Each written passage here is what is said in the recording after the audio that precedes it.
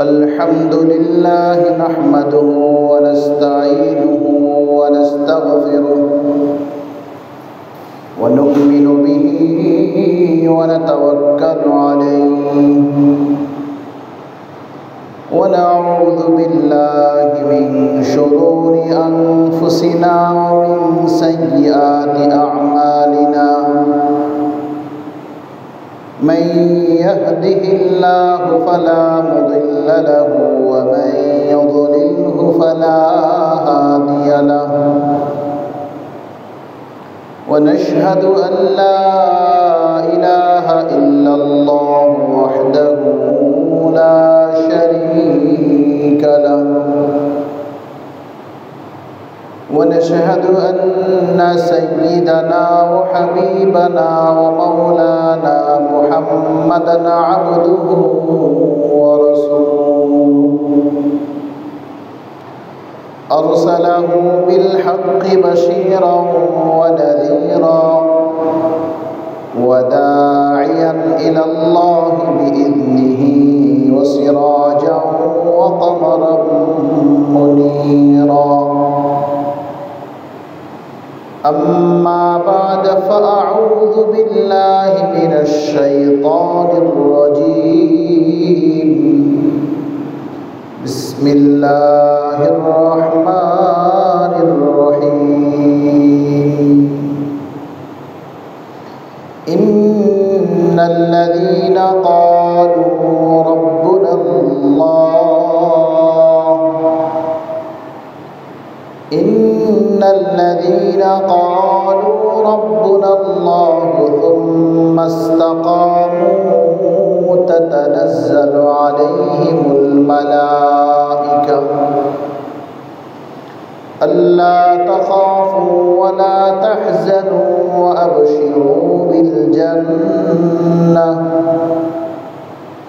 وأبشروا بالجنة التي كنتم توعدون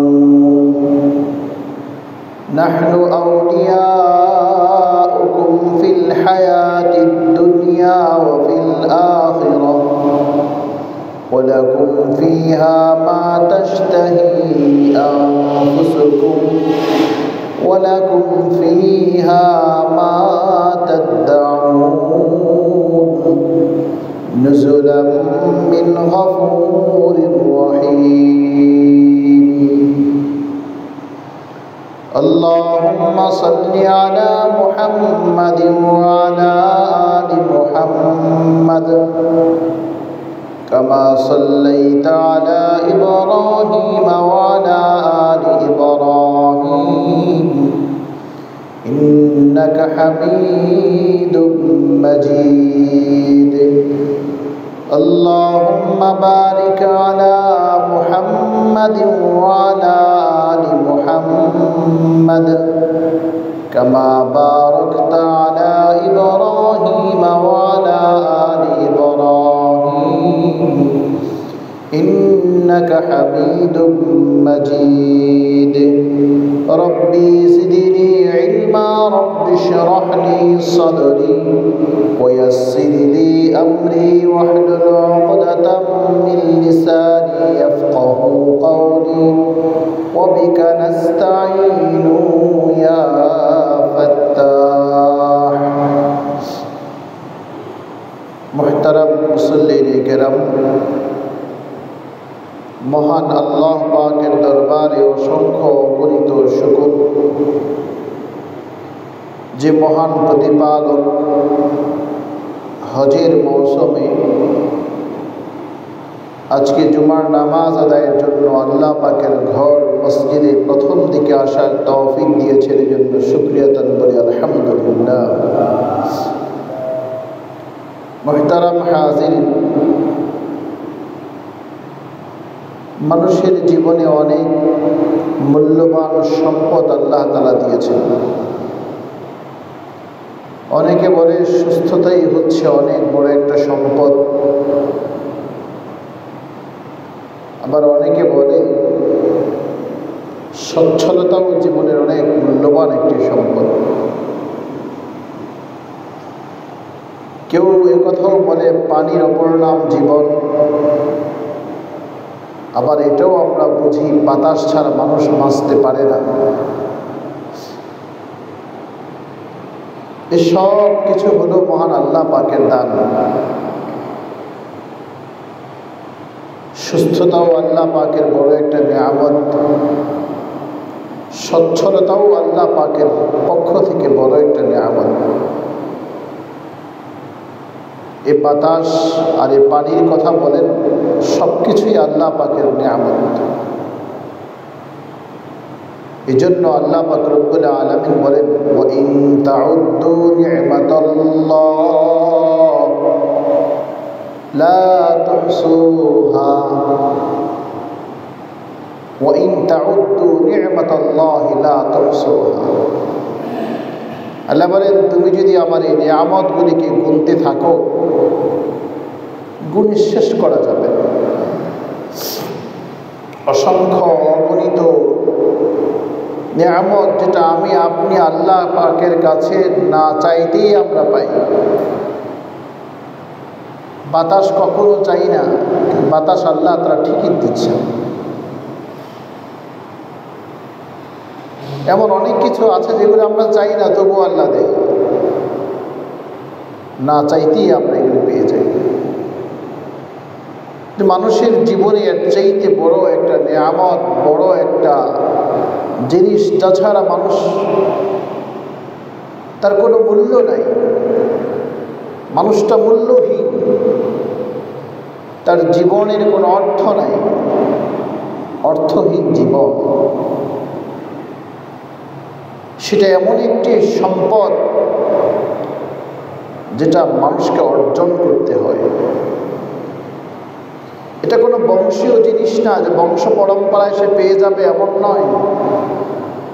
এটা মানুষকে অর্জন করতে হয়। আর এই অর্জন যে করতে পেরেছে, সে দুনিয়াতেও সফল, আখিরাতেও সফল। আর যে মানুষ এই সম্পদটাকে অর্জন করতে পারে না,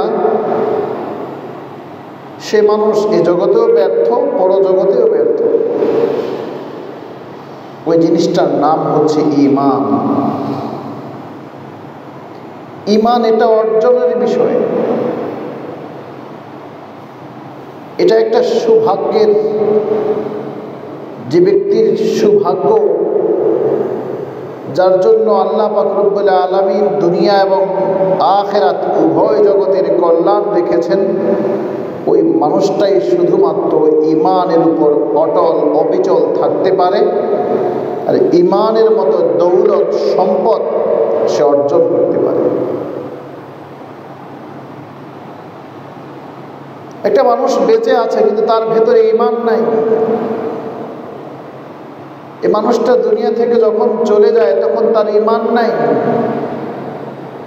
ব্যর্থ জীবন, ব্যর্থই বেঁচে থাকা। আর ঈমানের সাথে কোনো মানুষ যদি দুনিয়া থেকে যেতে পারে,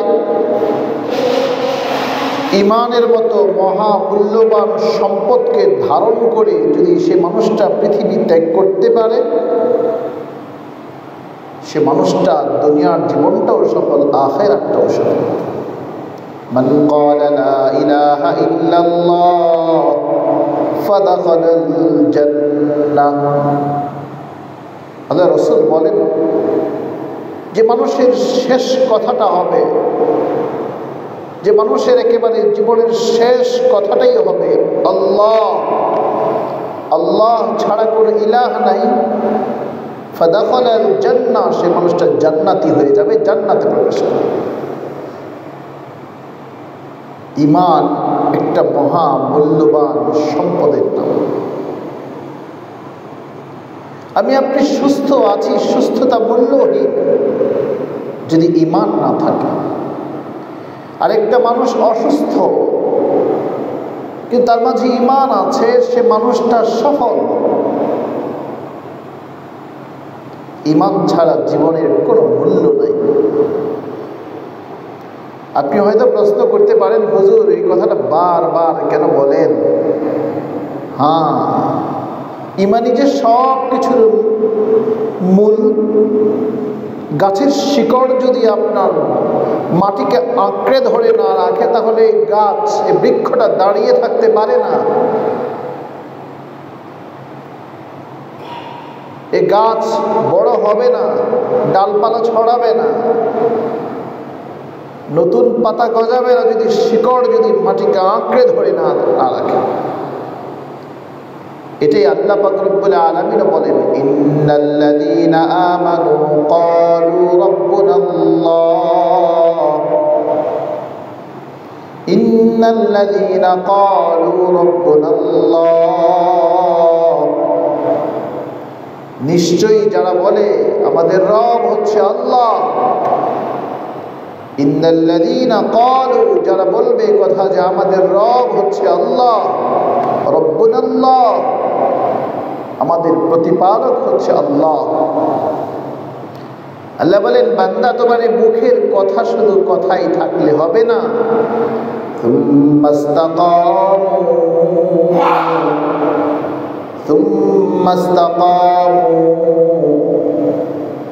তুমি শুধু বললা আমার রব আল্লাহ, মুখের কথাই শুধু যথেষ্ট নয়, ইস্তিকামাত, দৃঢ়তা। গাছের শিকড় যেমন মাটিকে আঁকড়ে ধরে, তুমিও তোমার রব আল্লাহকে আঁকড়ে ধরো। এটা আঁকড়ে ধরতে বলা হয়, ইস্তিকামাত, দৃঢ়তার সাথে। ইন্নাল্লাযীনা আমানু ওয়া আমিলুস সালিহাতি সায়াজআলু লাহুমুর রাহমানু উদ্দা। আল্লাহ বলেন, নিশ্চয়ই যারা ঈমান আনে আর ভালো কাজ করে,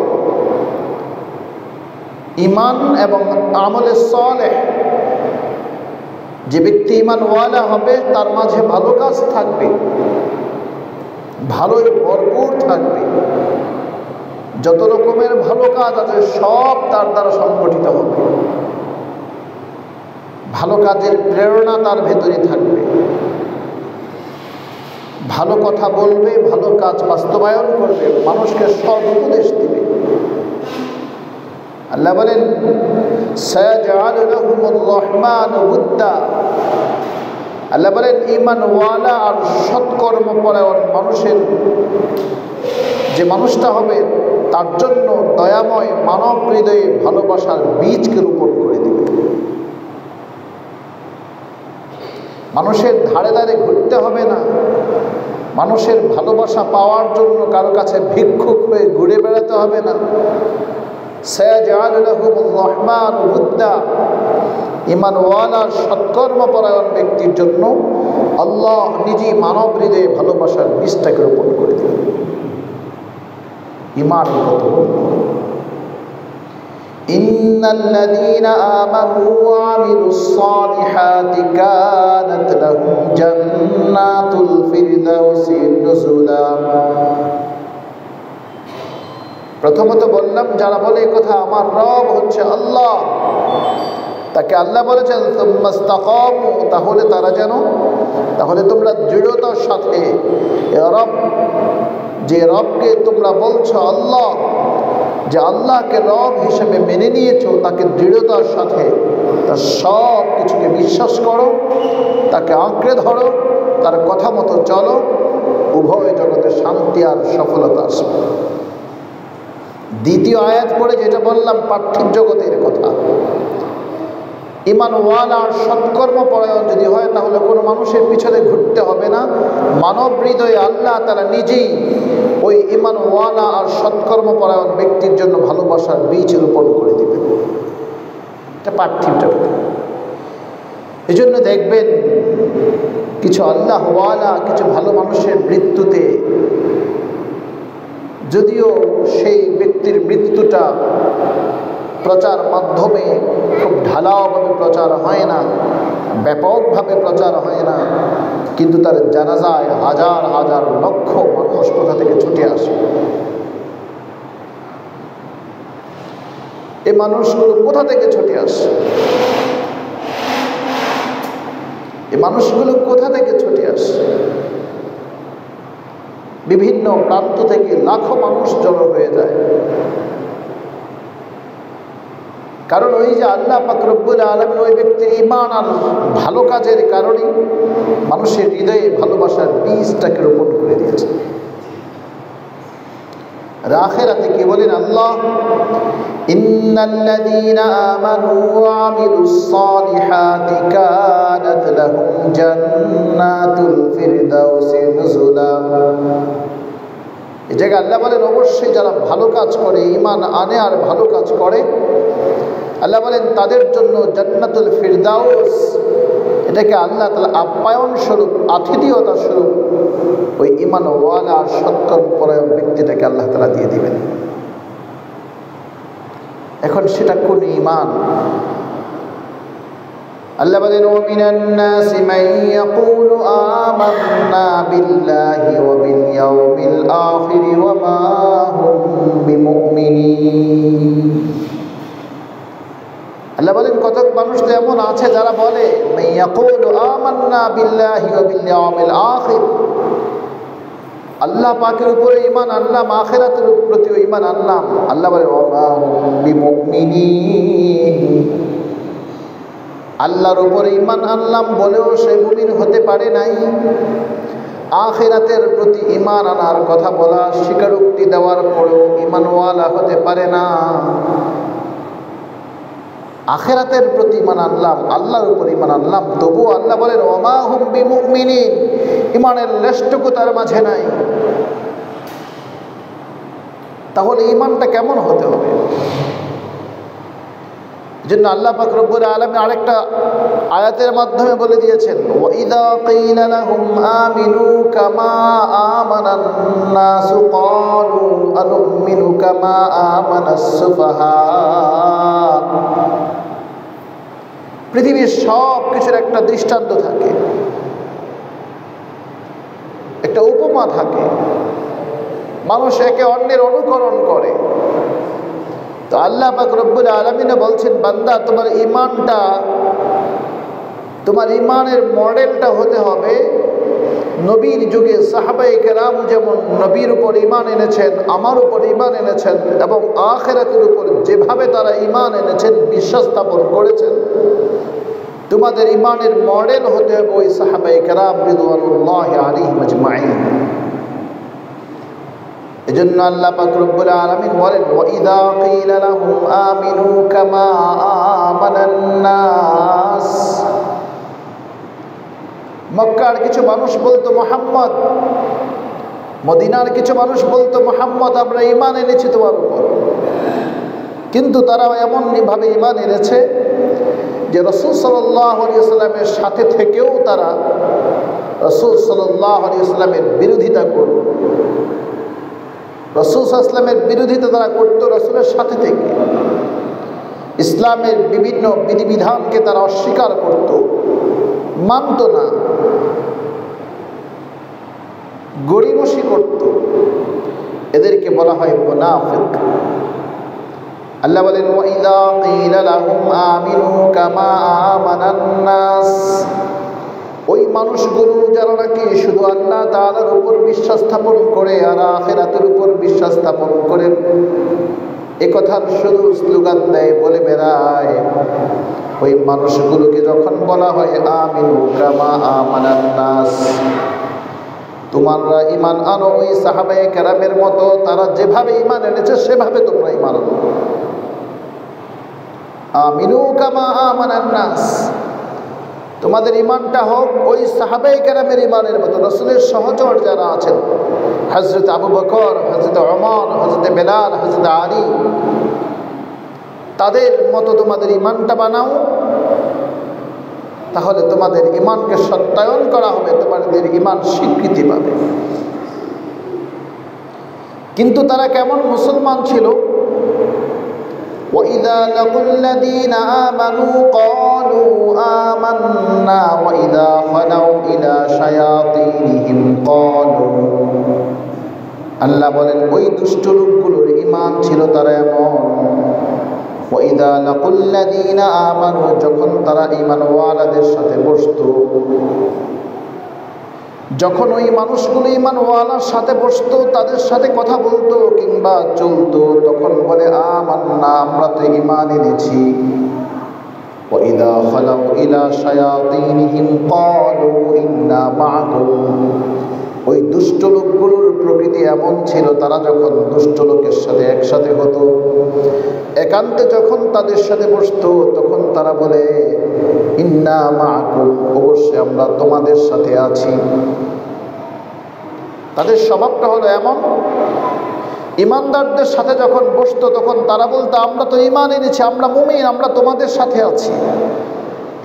আবার যখন দুষ্ট লোকের সাথে একসাথে বসতো, ইসলামকে যারা পছন্দ করে না, আল্লাহকে যারা বিশ্বাস করে না, আখিরাতকে যারা বিশ্বাস করে না, মুহাম্মদুর রাসূলুল্লাহ সাল্লাল্লাহু আলাইহি ওয়াসাল্লামকে যারা শেষ নবী বলে বিশ্বাস করে না, তাদের সাথে যখন একান্তভাবে হয় তখন তারা বলে ইন্না মাআকুম, আরে আমরা তো তোমাদের সাথে আছি। তারপর তারা প্রশ্ন করে, তাহলে দেখলাম তাদের সাথে কেন গেলা?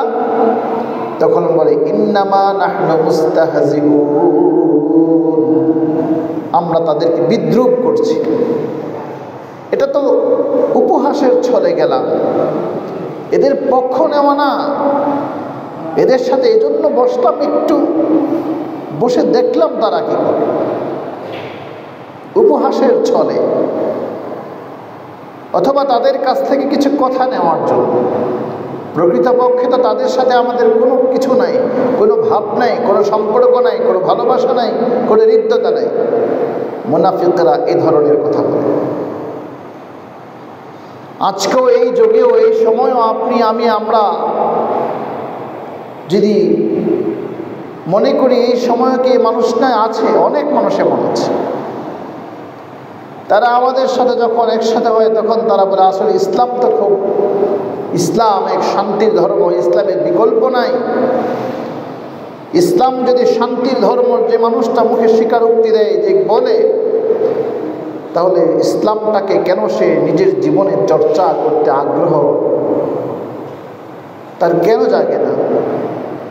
এই আগ্রহ কেন হয় না? ইসলামটা আমাদের জীবনে চর্চা করতে আমরা কেন আমাদের সেই সিদ্ধান্ত দৃঢ়তার সাথে নিতে পারি না? কারণ মক্কার মুনাফিকরা, মদিনার মুনাফিকরাও তো এমনটাই বলতো, হে নবী, আমরা তোমার উপর ঈমান এনেছি, তুমি যা বলো তোমার সাথে আমরা একমত। তাদের পার্থক্যটা ছিল এই জায়গাতে, তারা মুখে স্বীকারোক্তি দিত, এমনকি রাসূল সাল্লাল্লাহু আলাইহি ওয়াসাল্লামের সাথে বিভিন্ন যুদ্ধ তারা অংশগ্রহণ করেছে, কিন্তু মন থেকে দৃঢ়তার সাথে ইসলামকে তারা নিজের জীবনের সফলতার জন্য গ্রহণ করতে পারে নাই। এজন্য আল্লাহ পাক রব্বুল আলামিন বললেন, ওয়াইদা কিলা লাহুম আমিনু কামা আমানান নাস, না তোমার মুখের কথা বললে হবে না। তুমি যদি মুখ দিয়ে বলো তুমি ঈমানওয়ালা, আদমশুমারিতে তোমাকে গণনা করা হবে তুমি মুসলিম, কিন্তু প্রকৃতপক্ষে ঈমানওয়ালা হতে হলে সাহাবায়ে কেরামের মতো হওয়া লাগবে। নবীর সাহাবীরা যেভাবে ঈমান এনেছে, তারা যেভাবে আল্লাহকে বিশ্বাস করেছে, রাসূলকে যেভাবে তারা জীবনে মেনে নিয়েছে, ওই সাহাবায়ে কেরামের মতো তোমার ঈমান যদি না হয়, তাহলে ঈমান কখনো তোমার পরিপূর্ণতায় পৌঁছবে না। এই জন্য আল্লাহ পাক রব্বুল আলামিন বলেন, ইন্নাল্লাযীনা ক্বালু রাব্বুনাল্লাহ, যারা বলো তোমার রব হচ্ছে আল্লাহ, আল্লাহ তোমাকে খাওয়ায়, আল্লাহ তোমাকে পালেন, আল্লাহ তাআলা সব কিছু করেন, এই কথার বিশ্বাস যারা করো তারা শোনো, সুম্মাস্তাকামু, এই জিনিসটাকে দৃঢ়তার সাথে হৃদয় থেকে বলো, আর তোমার কাজে কর্মে এটাকে প্রতিফলন ঘটাও। এটাই করতে হবে। আজকে আমরা এটা করি না। পৃথিবীর লক্ষ লক্ষ মানুষ সেই বাইতুল্লাহ যায়, আল্লাহর ঘরটাকে জিয়ারত করে, দেখে সেখানে সেই কালো পাথরের চুমা খায়, কিন্তু মানুষটা একথা হৃদয়ে ধারণ করে না, আল্লাহকে দু চোখ দিয়ে আমরা দেখি নাই। আল্লাহ পাকের ঘর, এই ঘরটাকে পৃথিবীর মাঝখানে রেখে আল্লাহ পাক রব্বুল আলামিন গোটা মুসলিম উম্মাহকে একটা কেন্দ্রবিন্দুতে এনেছেন, একমুখী করেছেন। জীবনের যত ভুল যত ত্রুটি সব কিছু ক্ষমা চাওয়ার জায়গা সেখানে। মক্কার বিভিন্ন অলিতে গলিতে বিভিন্ন জায়গায় ছড়িয়ে ছিটিয়ে আছে সাহাবে কেরামের ইতিহাস। ইমানের জন্য সাহাবে কেরাম কতটা কষ্ট করেছেন। হযরত বেলাল উত্তপ্ত বালিতে, একেবারে মরুভূমি গরম বালির উপর তাকে চিৎ করে শোয়া দেওয়া হলো। উমাইয়া শক্ত একটা গরম পাথর তার বুকের উপর চাপা দিয়ে দিল। একটার পর একটা আঘাত করে আর বলে, বেলাল রে, মুহাম্মদকে ছেড়ে দে, এক আল্লাহর বিশ্বাসটা তুই হৃদয় থেকে বের করে দে। হযরতে বেলাল বলে, উমাইয়া তুমি আঘাত করো, আঘাত করো, আঘাত করতে করতে আমাকে শেষ করে ফেলা যাবে, কিন্তু আমাকে ঈমান থেকে দূরে সরানো যাবে না, আমাকে ঈমান থেকে দূরে সরাতে পারবা না। কারণ উমাইয়া তুমি দেখছো বেত্রাঘাতে আমি, আমার চোখ দিয়ে পানি পড়ে। মরুভূমির গরম বালির উপরে তুমি আমাকে শুয়ে দিলা, শক্ত ভারী পাথর আমার বুকে তুমি বসায় দিলা। উমাইয়া তুমি জানো না, তুমি জানো না তোমার এই বেত্রাঘাত তোমার কাছে কতটা কতটা কষ্টে তুমি আমাকে বেত্রাঘাত করো। কিন্তু উমাইয়া তুমি কি জানো আমার এই চোখের পানি আর আমার মুখের আহাদ আহাদ শব্দ আমার রবের কাছে সবচাইতে বড় প্রিয়, আল্লাহর কাছে সবচাইতে বড় প্রিয়। এই জন্য হৃদয় থেকে আল্লাহকে মানা, মন থেকে আল্লাহকে ভালোবাসা, মন থেকে আল্লাহকে কাছে আনা। পৃথিবীর সব কিছু যদি আমার প্রতিকূল হয়ে যায়, শুধু আল্লাহ। এজন্য একজন কবি বলেন, জসব মেরা তসব মেরি, ফলক মেরা জমি মেরি, अगर एक तो न हो मेरा कोई शै नहीं मेरी, जो सब मेरा तो सब मेरी। কবি বলে পৃথিবীর সব কিছু আমার হয়ে যাবে, কোনো কিছুই আমার আয়ত্তের বাইরে যাবে না, যখন একজন আল্লাহ যদি আমার হয়ে যায়। পৃথিবীর সব যদি আমার হয়, কিন্তু আল্লাহ যদি আমার না হয়, কোনো কিছু আমার হবে না। এজন্য ইব্রাহিম আলাইহিস সালাতু ওয়াস সালাম বাবাকে বললেন, ও আমার বাবা, আপনার ওরসে আমি পৃথিবীতে আসলাম, আপনার মাধ্যমে আমার পৃথিবীর আলো বাতাস দেখা, কিন্তু আমি নিজে দেখলাম আপনি এক অন্ধকার জগতে চলছেন। যদিও আপনার সমাজে আপনি নেতৃত্ব দিচ্ছেন, আপনি সব কিছু আপনার কথায় উঠা বসা করে, কিন্তু না না বাবা, আমি দেখছি ইন্নী লাকা ফি দালালিন মুবিন, স্পষ্ট ভ্রান্তি তার মধ্যে আছে। মুহতারাম হাজির, আল্লাহ অনেক বড়, আল্লাহ অনেক মহান, আল্লাহ সব ক্ষমা করে দেন।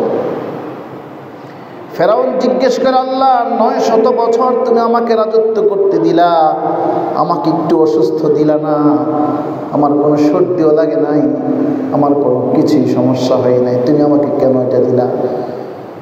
ফেরাউন আল্লাহকে জিজ্ঞেস করে। আল্লাহ তাআলা জিবরিলের মাধ্যমে জানাই দিলেন, ফেরাউনকে বলছে, ফেরাউন রে, আমি তোকে সব দিলাম, তুই তো মন থেকে এটা বিশ্বাস করস যে আমি ছাড়া কেউ নাই। হ্যাঁ করি। তাহলে তোর তো দাম্ভিকতা কেন?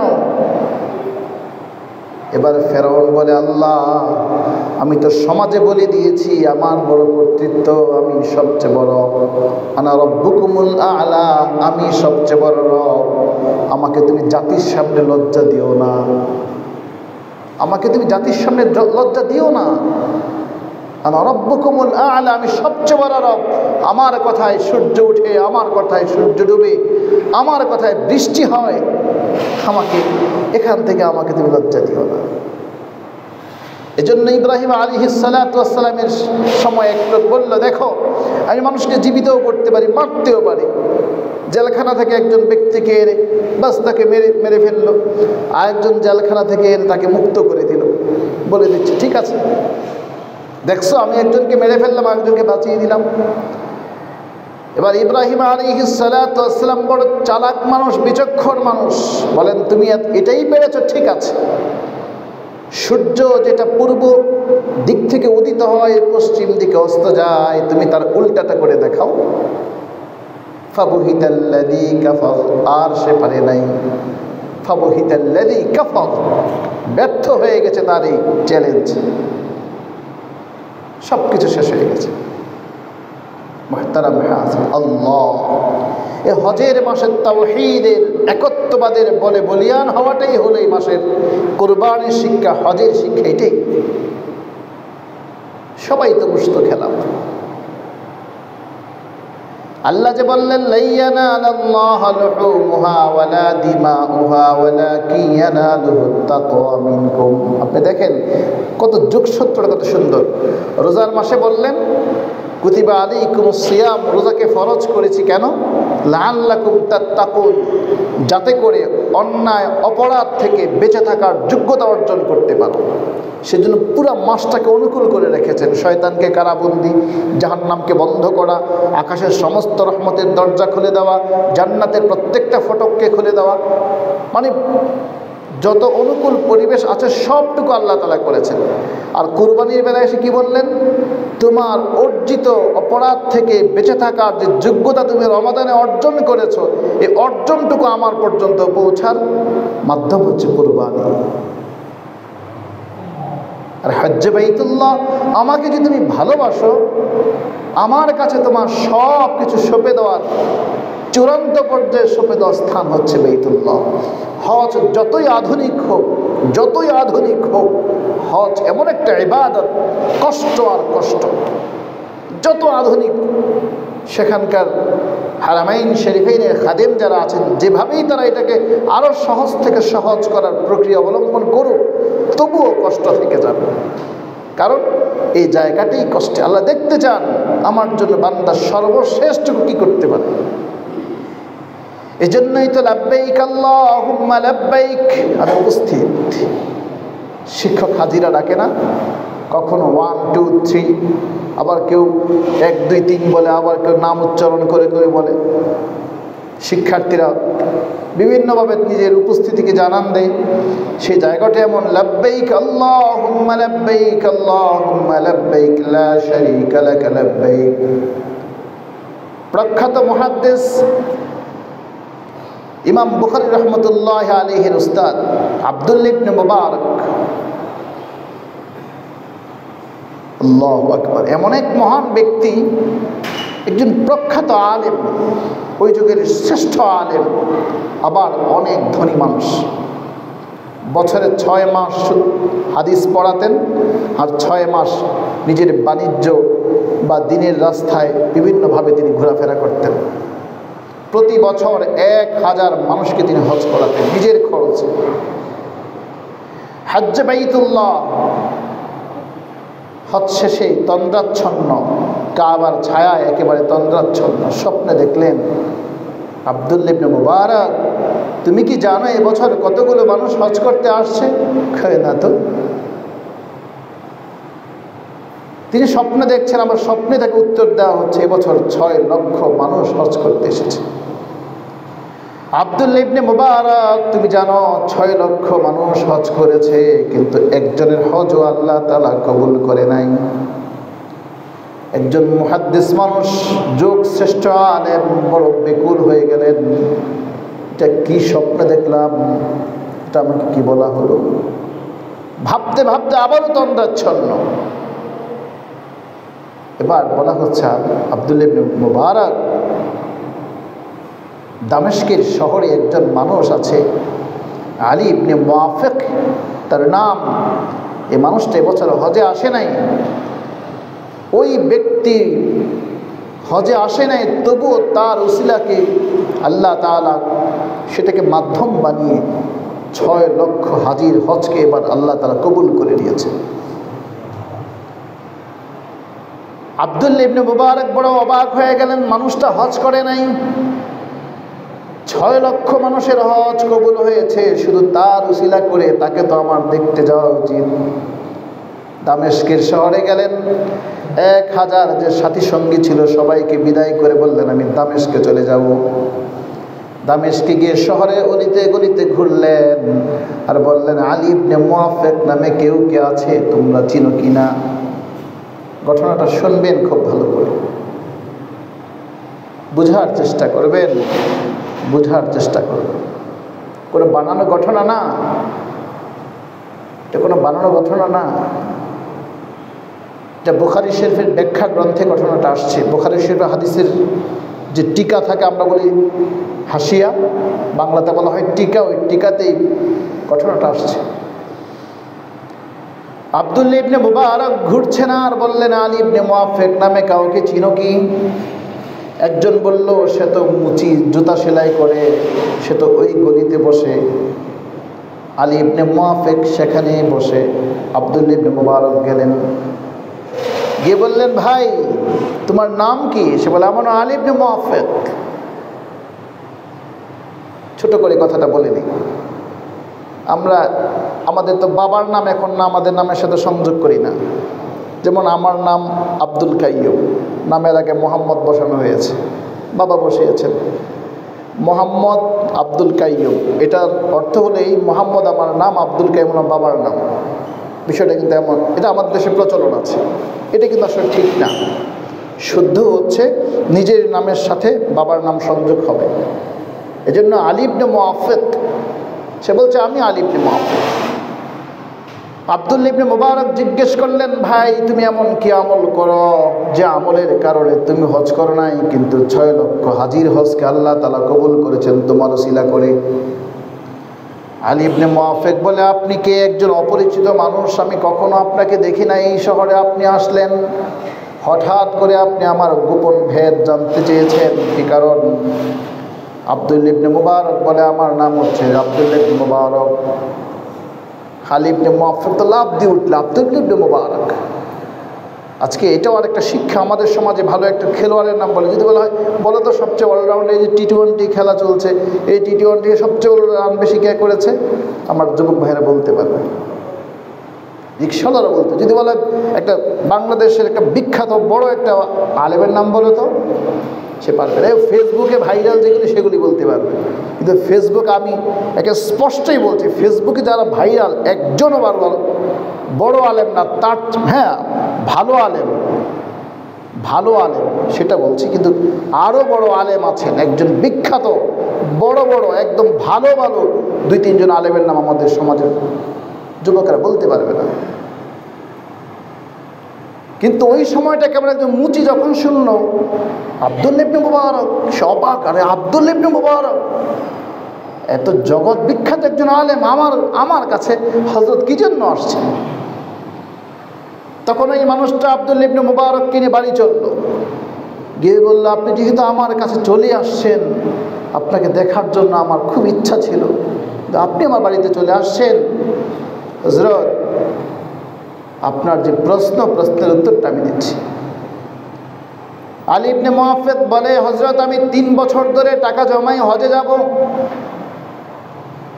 কিন্তু আমার স্ত্রী প্রসব ব্যথা অস্থির। এবছর হজে যাওয়ার প্রস্তুতি যখন নিলাম, আমার স্ত্রী বলল সে নাকি গোশত খাবে, গোশত খাওয়ার ইচ্ছা তার মধ্যে যাবে। প্রসব ব্যথা অস্থির আমার স্ত্রীটা, আমি কোথায় গোশত পাবো রাতের বেলায়? গভীর রাতে কোথাও গোশত পাওয়া যাচ্ছে না, বাজার সব বন্ধ। হঠাৎ করে আমার নাকে এক ধরনের ভোনা গোশতর ঘ্রাণ আমার নাকে আসলো। সেই ঘ্রাণ ধরে যে দিক থেকে ঘ্রাণটা আসছে সেই পথ চললাম, দেখলাম আমার গ্রামে একটা বাড়িতে রাতের বেলায় রান্না হচ্ছে, সেখানে আমি গেলাম, গিয়ে বললাম যে ভাই আমার স্ত্রী তো প্রসব ব্যথা অস্থির, এই সময়টা গোশত খেতে চেয়েছে, যদি আপনার এই রান্না করা গোশত আমাকে একটু দিতেন, আমার স্ত্রীর ইচ্ছাটুকু পূরণ হতো, আমার খুব ভালো হতো। ওই মানুষটা সে বলল, আলী ইবনে মুআফিক তুমি না হজে যাইবা? বলছে আমি তো হজে যাব। বলছে আলী ইবনে মুআফিক রান্না গোশত তোমার জন্য হারাম, আমার জন্য হালাল। তোমার জন্য গোশতটা হারাম, আমার জন্য হালাল। আলী ইবনে মুআফিক বলে, এটা কেমন কথা? আমার জন্য হারাম, তোমার জন্য হালাল, এটা কিভাবে? লোকটা বলছে, শোনো আলী ইবনে মুআফিক তুমি হজে যাইবা, অথচ আমার সন্তানরা, আমার স্ত্রীরা না খেয়ে শুয়ে আছে। আমি রাস্তার পাশ থেকে একটা মৃত গাধা পড়ে আছে, সেখান থেকে রান খুলে নিয়ে আসলাম। মৃত গাধার রানকে ভুনা করে আমার এই সন্তান এবং স্ত্রীকে খাওয়াবার জন্য প্রস্তুতি নিচ্ছে। এখন আলী ইবনে মুআফিক, তুমি বলো এই গোশত কি খাওয়া যাবে? আলী ইবনে মুআফিক চলে গেল, স্ত্রীর কাছে গিয়ে বলল, দেখো তুমি গোশত খেতে যাচ্ছ, অথচ আমার পাশে আমার গ্রামে এই ধরনের ঘটনা। স্ত্রী বলল, স্বামী আমার, তুমি যদি আমার হৃদয়ে শান্তি দিতে চাও, তুমি যদি আমার কথা একটু মানো, তোমার কাছে আমার অনুরোধ থাকলো, তোমার জমানো টাকা আর ঘরে এক বস্তা আটা, এই জিনিসগুলো তোমার সেই প্রতিবেশীকে দিয়ে আসো, তাহলে হয়তো আমার আত্মাটা শান্তি পাবে, আমার গোশত খাওয়ার যে ইচ্ছা ছিল সেটাও পূরণ হয়ে যাবে। আলী ইবনে মুআফিক সাথে সাথে সে কাজটাই করলো। আব্দুল্লাহ ইবনে মুবারক বললেন, আলী ইবনে মুআফিক, তুমি হজে যাও নাই, কিন্তু তোমার জমানোর টাকা তুমি বিলিয়ে দিয়েছো, তোমার প্রতিবেশীর অধিকারকে তুমি রক্ষা করেছো বলেই তোমার উসিলা করে 6 লক্ষ হাজির হজকে আল্লাহ তাআলা কবুল করেছেন। মুহতারাম হাজির, আমি তো প্রায়ই বলি সুবহানাল্লাহ বলাটা খুব সহজ, আমরা বাঙালি এটা খুব পারি, কিন্তু জীবনে চর্চা করতে পারি না। আল্লাহ তাআলা আমাদের সবাইকে ঈমানের বলে বলিয়ান হয়ে, আল্লাহ আমাদের রব, এটাকে হৃদয়ে ধারণ করে প্রতিবেশী সহ, মানুষ সহ এবং পশু পাখি যারা আছে সবার যথাযথ অধিকারকে পরিপূর্ণভাবে দেওয়ার তৌফিক দান করুন। ওমা আলাইনা ইল্লাল বালাগ। ক্বাবলা জুমআ 4 রাকাত সুন্নাত যারা পড়েনি।